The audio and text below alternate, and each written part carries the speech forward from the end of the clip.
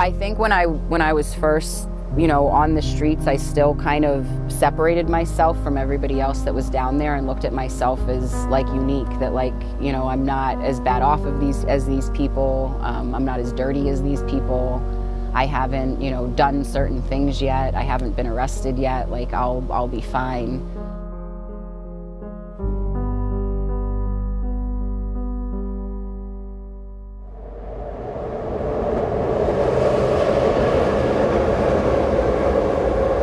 Kensington Avenue runs under an elevated train, they call it the L. So it's kind of like a hallway almost, where it's the stores and then there's the train platform. So there's no sunlight, there's nothing like that. It's inner city. There's trash, there's everything you could think of. It's abandoned buildings, abandoned factories, abandoned houses.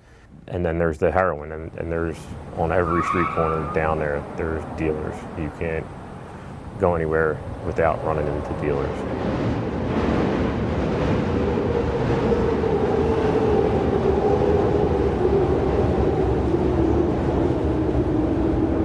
It went from trying it, probably to within a month, like needing to do it every single day. So when I moved down there, like it was very bad.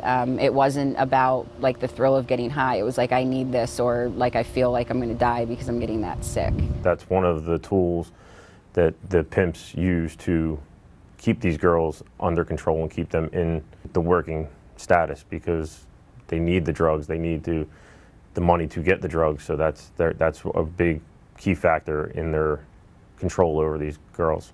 In the beginning, it's easy for them to manipulate you when you have nothing, and they're literally providing you with everything. And they have that control over you.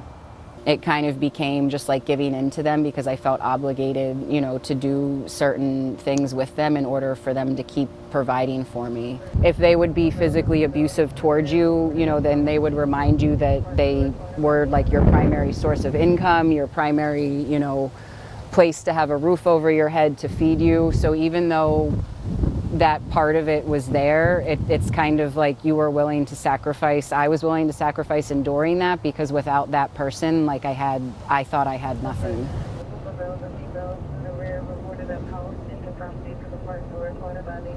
We ran into her and she didn't fit. She didn't belong. She was clean. That's a big thing. And she was dressed nice. And that didn't fit. And then after we talked to her, she was educated. It all didn't jive. He probably first met me when I had just gotten out there, and I wasn't, as bad off or as beaten up as I was, years later, when he found me again. Then the second time, it's like, all right, you're back down here, what's going on? And the progression started, where she just kept getting worse and worse and worse and deeper into Kensington, where she couldn't get out. It's honestly like a war zone is how I would describe Kensington. I normalized it so much, but most of what goes on there is, drugs, prostitution, and violence. It's crazy when I think about it now, because it's no way for a person to live. Finally, at some point, her mom actually reached out to me and wanted me to, see if I could find her. They wanted to get her help and get her off the street and out of what she was doing and where she was. I had alienated myself from them for so long, lied to them, stole from them, had them searching for me for months, putting out missing persons reports for me. There had been warrants out for my arrest because I had failed to appear in court for months, like I was running from the police. And Detective Johnson was on the warrant unit at that time. I remember I was walking down a one-way street this way, and I see a truck go this way. And for a split second, I thought about running. He got out of the car and he handcuffed me, and he literally called my mom on the phone to say, like, we found your daughter. So that day that he arrested me, it's kind of like I had that moment of clarity where I realized that I was going to be in trouble because I was going to be in jail. But I also had that sense of relief that was a little scary, because I knew that it was over. I knew that the way that I was living and, my days on the streets and years of living that way was ending. So as scared as I was, it was almost relieving in a sense to know, like, even if this is forced, like, my life doesn't have to be like this anymore.